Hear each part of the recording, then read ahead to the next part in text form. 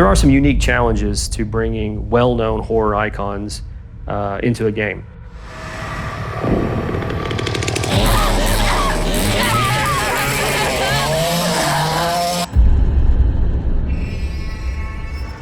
Oh man, what was my first experience with the Texas Chain Saw film? My first experience with the Texas Chain Saw Massacre, probably very uncommon compared to what most people did. I saw that film when I was 8 or 9 years old. The first time I saw the Texas Chain Saw Massacre film, well, I was in college and I was hanging with a bunch of folks who loved like classic film. So way too young to be watching the Texas Chain Saw Massacre, but like a lot of kids growing up in the 80s, you know, that's what we did. We got a VCR and we went to the video store and we were renting Friday the 13th and Halloween. And one day, you know, a friend of mine who was much older got a hold of the Texas Chain Saw Massacre. And you know, at the time, I think, obviously as a young kid, you don't know the ramifications of watching that film and what that film did for the industry. And it wasn't until many years later, when I was taking film class and film study, that that film came up again as something that not only changed the horror genre, but just changed the film industry in general. First time I saw this movie, it was really, I thought it was super violent. It's like, oh, that's kind of weird, I don't like that. But then actually watching it and thinking about it, like, you know, actually there wasn't blood, it wasn't that violent, it's just very disturbing. And I couldn't get it out of my head. And I had to watch it again.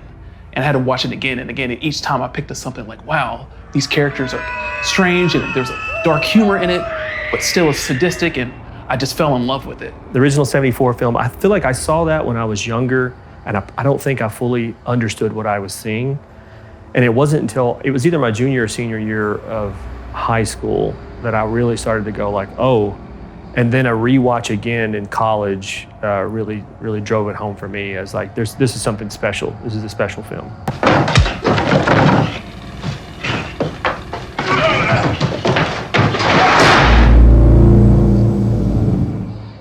I'd say my experience working on the Texas Chain Saw Massacre is really two angles there. There's the creative side where you're thrilled and you're thrilled to be working on such a franchise that you love, that you grew up watching, just like we did with Friday the 13th. Now we're doing the same thing for Texas. So as a fan, that's awesome to be able to work on it on the creative side and to work with Sumo Digital and everyone here. But there's also kind of the nerd side where I get to call Kim Hinkle and I get to work with the rights holders and text them or go to their house in Texas and pick their brain about what was present at the time when they were filming that movie. For a video game, obviously you need more than the cook, the hitchhiker, and Leatherface for a multiplayer match. So we knew we needed some new characters. So part of the process of creating characters for the Texas Chain Saw Massacre involved speaking with Kim Hinkle, the original rights holder.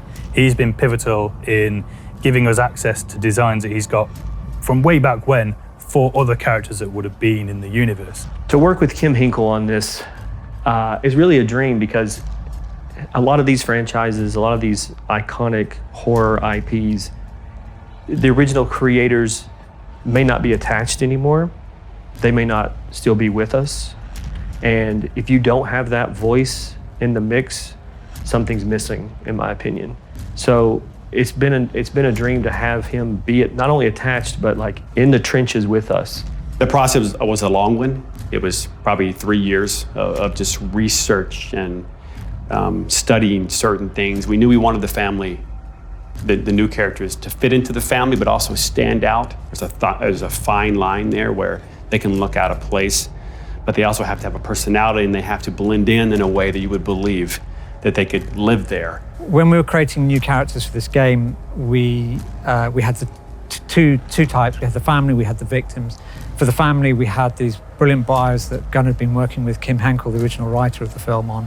I think Sissy's is probably one of my more favourite ones, just because she's this kind of after effect of the 1960s kind of like hippie movement and stuff, but she's gone to a much more extreme end and falling into like cults and all this kind of stuff. So I quite like her personality and her kind of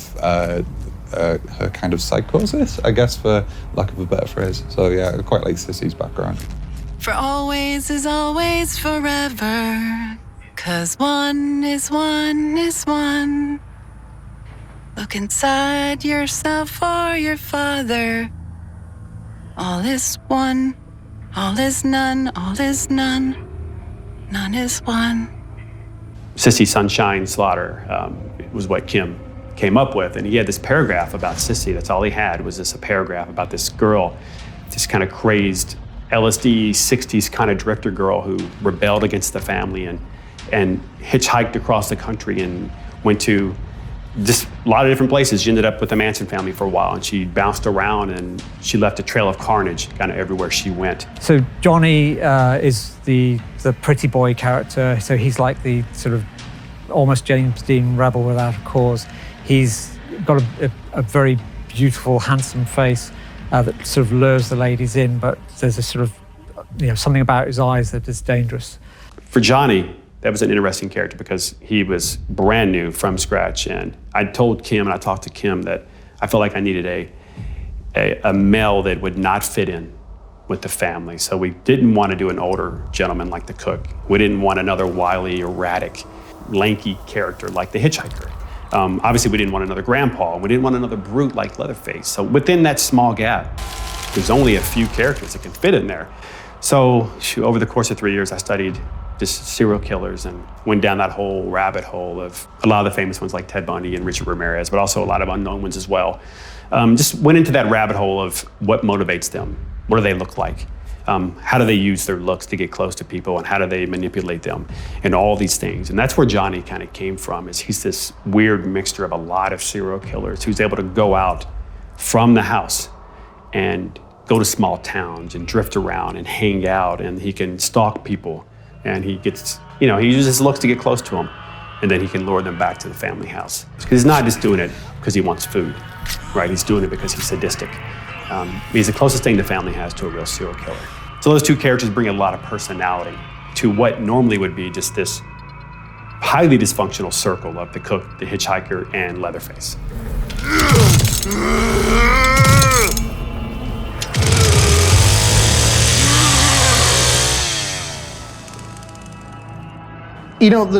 The chainsaw from the Texas Chain Saw Massacre is as much a character as Leatherface, or the cook, or the hitchhiker, or grandpa, because it's right there in the title, but more than that, the sound of it, the look of it, the menace.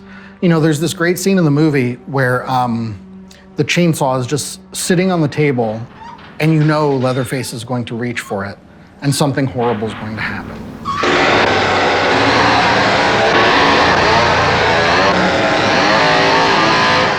That implied moment of what is happening to the characters because he started that up.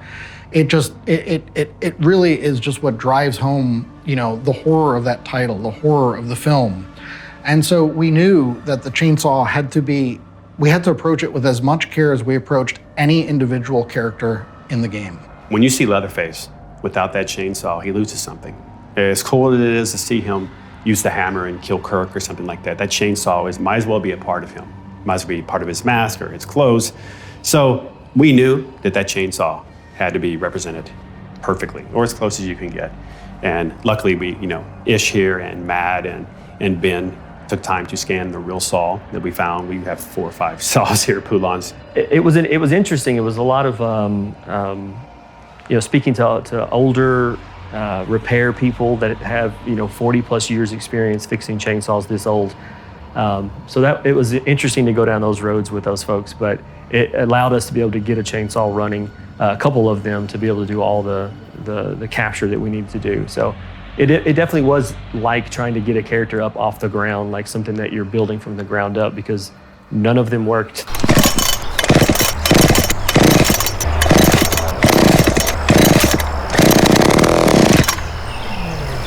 So you get to see the bits and pieces in the insides of that thing to get it running again. But it was definitely worth it.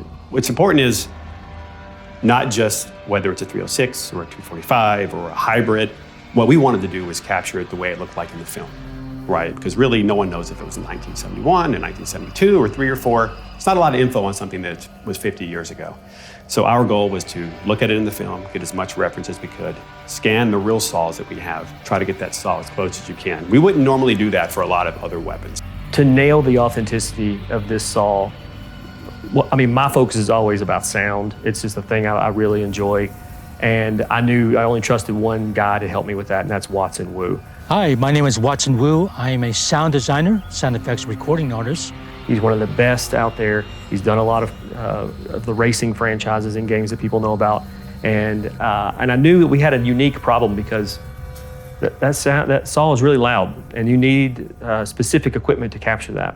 And I knew he had captured very loud vehicles and very loud weaponry, and he had the tech to do it and the know-how to do it. Yeah, the chainsaw was, and probably still is, the biggest overall sound design challenge of the game.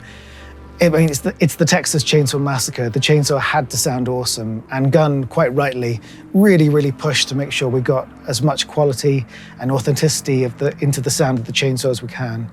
We started off, importantly, with them actually sourcing the exact model chainsaw from the film. So we had a 1970s Poland chainsaw, which they then took out into a field with Watson Wu. It's one of the world's finest field recording experts. And they just spent the day thrashing it around and having a big guy walking around and just getting a sense of it. And I gave them a huge shopping list of every sound I'd possibly want out of it. And they just obliged and gave me this massive recordings that I could work with. So it was great that we could bring him on to help us get exactly what we were after. But we got to go even further with that, in that the types of equipment he brought not only could handle it, but also handle it in a full range of dynamic sound, which allowed us to get great source material to hand off to Ross to bring that into the sound design of the game, and being able to have a discussion with our partners at Dolby to start introducing Atmos into this game, which it might be one of the first, if not the first, horror multiplayer games that has Dolby Atmos within the game. So then, after that, really, the thing we had to think about was, did we want to have a canned chainsaw sound that you sort of press a button and a pre-made sound plays? Or did we want to go a little deeper and do something quite complicated and replicate an actual chainsaw engine? It felt like it'd be a letdown to the fans not to have what felt like a real, actual chainsaw.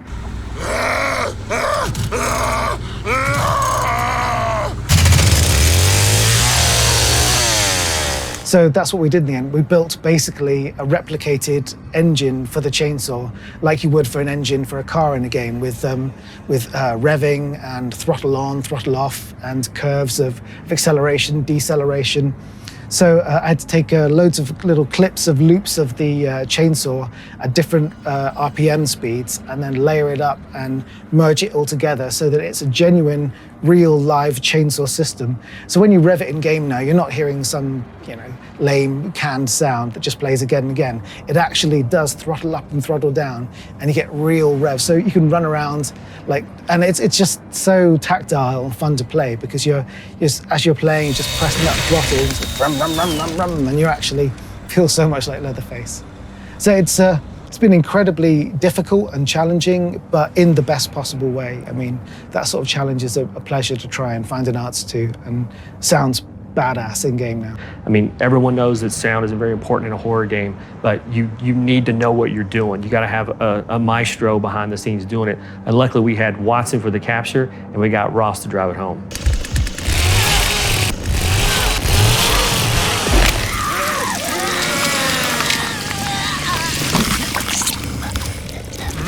A character's backstory can inform design, but also a character's design can inform backstory. When you're creating characters for video games, there's this push and pull between the needs of the game and the needs for narrative. And, you kind of go back and forth. There's something about creating characters for a horror game because there's so many tropes, there's so many character archetypes, there's so many things that you expect to see from those characters that people are used to within the world of horror. And then to take that a step further within the world of the Texas Chain Saw Massacre, we had these specific character types that we wanted to bring in. We were still designing the game. We were still designing how these characters would exist within this world, what their strengths would be, how they would play. So we started kind of going back and forth between, here are some of the strengths we want to bring in, here are some of the gameplay styles we want to bring in, and marrying that to these archetypes, these kind of characters that you expect to see in these films. We take Leland, for example. Back in high school, he's part of the wrestling team. Waned away a bit when he moved into college, But that strength and agility that he has forms kind of his attributes within the game. So he has high levels of strength, and also his actual special ability allows him to barge into family members and knock them down. We've also got Julie, who kind of grew up in California around the beaches and surfing, a lot more sporty lifestyle. She's got much better stamina attribute, which allows her to move around the level much more agile and avoid detection by the family.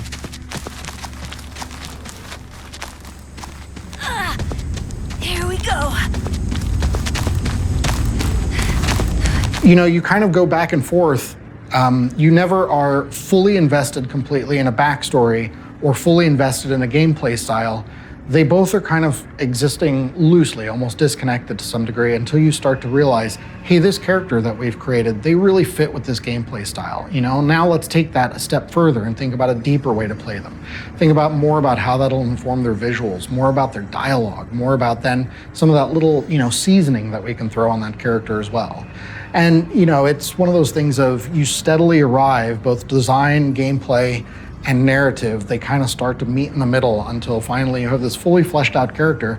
And I think what's really interesting about that is because in some ways, you then know that character on a much deeper level than if you just tackled one or the other in a vacuum. But having a bit of context about the character's personality, the kind of character traits, are they timid, are they outgoing, are they confident, are they aggressive, all those kind of traits. They're really useful for putting that into the design and trying to think about the personality of who you're trying to create. And this is going to sound like a bad thing, but basically when I'm designing something, my mind tends to wander. But when it's wandering, I'm trying to think about that character and trying to think about their background and trying to think about the personality and how you can try and inject that into the design, because it does come through. So yeah, the background of the character is quite important when it comes to designing. We wanted to make sure that the player knew, why are these characters here? We didn't want just a bunch of random victims showing up and then you spawn in the basement with no backstory, right? So we started to fill in the gap with, okay, who are our main characters and what are they doing and how does the family come in touch with them? How do they get kidnapped? Where were they at when this happened? Those are all important pieces for us when you create a story. That's why we settled on this story of Anna and Maria and incorporated a lot of things that make Texas, Texas, like the sunflower season, like the wildflower season, and this art student who's out just finally breaking away from her home and going to college, and then she's out taking pictures of the bluebonnets and the paintbrush and all these awesome flowers. And she gets caught in the wrong place at the wrong time. That gave us a reason and put her in a location that was close to the family, to one of our new characters. So without all that, you really don't know as a player why you're playing and who these characters are. So really, a lot of that backstory was important for us to ground the characters into a timeline within the franchise. And also, honestly, if you think about it, it's hard for you to care about a character if you don't know anything about them. The thing is, because we're facing our fears in horror films, you know, we're facing these things that terrify us, the way the characters then react to them, it's kind of the surrogate for us. It's mimicking how should we approach these? How can we overcome them? How can we face these things that are, you know, we find terrifying, whether on an individual level or family level, or fear about society as a whole? And I think, you know, the Texas Chain Saw Massacre, it's really good about doing that because, you know, there's these undercurrents of, you know, economic despair and economic disparity and, you know, rural versus, you know, urban, and about, you know, people, outsiders coming into these very, you know, kind of enclosed, like isolated communities as well. And I think a lot of this stuff just gets layered on in the film, but gets layered on in a lot of horror movies. You know, you can, if you want to watch a horror movie at the surface level and just enjoy the gore, enjoy the blood, enjoy the screams, you totally can, and it's a great time. That's the best way to watch horror movies. You know, you just get the popcorn and start screaming. But you know, I mean, there's a lot of people that analyze horror and analyze the characters of horror as thinking about the manifestations of our fears as society and individuals. And I think if you approach horror that way, you'll start to realize how smart and how intelligent and how really like meaningful so much horror is. And a lot of people just never get past that surface level. For me, hopefully everyone sees all the hard work that we put into this game and all the effort that it takes on our half here, Gun Interactive and at Sumo Digital, to take a film that's so old and to recreate that in digital form for people to play with their friends and experience like the movie kind of all over again. Hopefully everyone loves the game and what we're doing, and we look forward to letting everybody play it soon.